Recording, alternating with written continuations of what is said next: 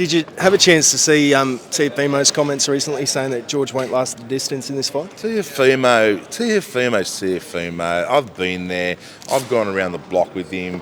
You know, he can call it the way he wants to call it. At the end of the day, George punched holes in him, Madison Square Garden. You know, and you know what?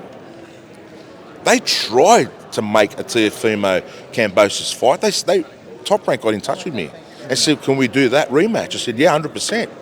But it's going to be on our terms because we already did it on your terms." Teofimo knocked it back. They knocked it back. We said we want the fight in Australia. And they said, "No, you have to come to America." We said, "Well, you know what? X amount of dollars. Make it happen." Never heard from him again. So you know what? Let Teofimo say what he wants to say. He's chasing the big fights. But at the end of the day, he's got a one loss on his record, and that name is George Kambosos Jr. And George Kambosos is fighting the best and the biggest guys in the division, and we continue to do that. And you know, we'll see how it plays out moving forward. You know, if there's ever a rematch with Teofimo, you know, I mean, everyone wants to see it. It's a massive, you know, it's a massive event, and we'll just see how it plays out. But right now, Teofimo and everybody else, Malinaji recently, you know, they can say what they want, but Kambosos, he's getting the biggest fights, the best names, and making a shitload of money. And these guys, they're just sitting around counting peanuts, mate. That's all it is. Simple. And that's why they want to give it to you, because they're not making any money. And this is not about money. This is legacy. But you've got to say there is money. These guys are not making any money. George Kambosos is making a shitload of money in all these fights. So let them say what they want to say. What about Shakur? He said that he was going to retire from boxing yesterday. What'd you make of that?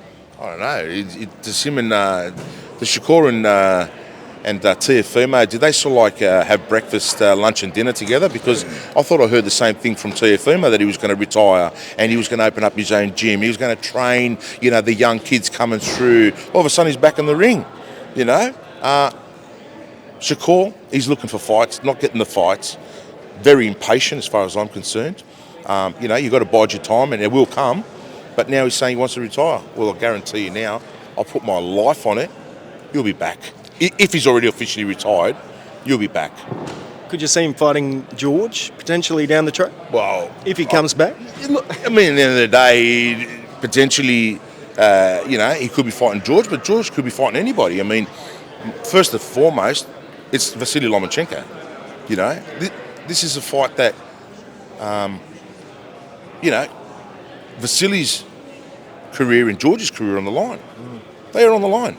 You know, both guys are fighting not only for their careers, but the thing is, you know, it's a legacy fight, and it's already been said, the winner of this fight potentially could fight Stevenson. But then again, Gervonta Davis is another big name for George Kambosos. You know, so we're just focused on one job, and that is Vasily Lomachenko, and then the way it plays out, it remains to be seen, you know. What about the people writing George off in this fight? What do you make of all that? We're used to that. I mean, they all did it.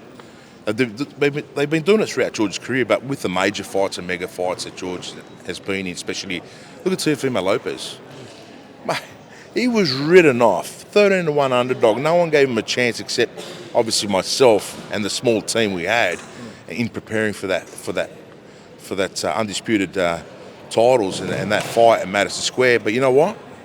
No one gave him a chance. And you know what? This is what George loves. He loves that underdog status. He loves the fact that everyone's saying he's got no chance. You know, they all want to base you off previous performances, and you know, a lot of people going off Devin Haney. You know, 24 rounds of Devin Haney. Jeez, man, he's a future pound-for-pound guy. He's the current 140 WBC champion. He made Regis Prograis look silly. I don't think Regis landed one shot. Honestly, I watched that fight. I don't think Regis landed one punch on Devin. And it goes to show how good George is, going 24 rounds with him. And people go, oh, you know, you lost to Devin Haney. Do you know who Devin Haney is? Lomachenko in a very close fight, you know, lost to Devin Haney. But Devin Haney's going to be an all-time great, you know. But we don't we don't get caught up in that.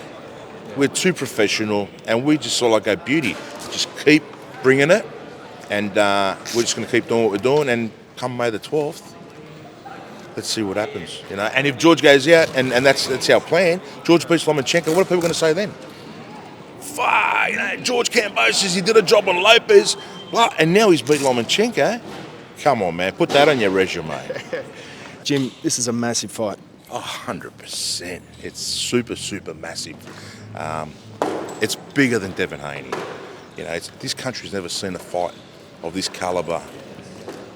I mean, who would ever? I mean, we knew because we were always chasing. It was on our radar. That who would ever thought, sort of like looking on the outside in, that Lomachenko is going to land on Australian soil and fight, you know, George Kambosos. I mean, it's mega. And you know what? Australian boxing and the fans, this is what they deserve. They need fights like this. A lot of respect up there. How does George sort of flip that switch come fight night? It's just not his first rodeo, and at the end of the day, he's so professional. He knows when it's sort of like tune in, tune out, and obviously, you know, preparation's already started. So the thing is, for George, if you notice, George, he's very good at what he does, and he flips that switch pretty much on that night, and it all starts with training when he gets that switch on and off. But the thing is, walking out in that dressing room build up for the fight, you know, he flips it, and the thing is, everyone's saying, you know, it's Lomachenko, but you know what? This is what we want because styles make fights. Loma's coming. He's not running. George Kambosos comes. Like I said before, both got great feet. All right.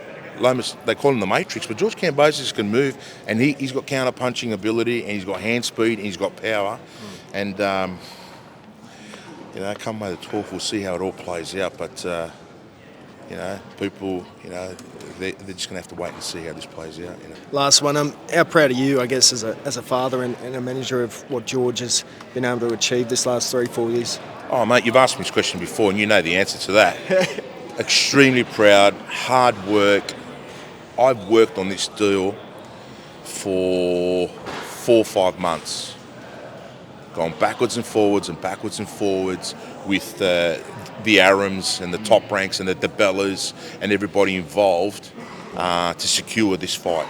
A lot of hard work behind the scenes. And at the end of the day, it's all about, you know, giving George these opportunities to fight these kind of guys. And the biggest thing is to bring it here to Australia. So really proud in regards to how we get it done and the way George conducts himself. And for my job, I'm his backbone to support him to make sure that he's comfortable and we get the right fights and have a look at his record. We get the right fights. So, yeah, really proud. Thanks so much, man. Thanks, Jai. I really appreciate it, buddy.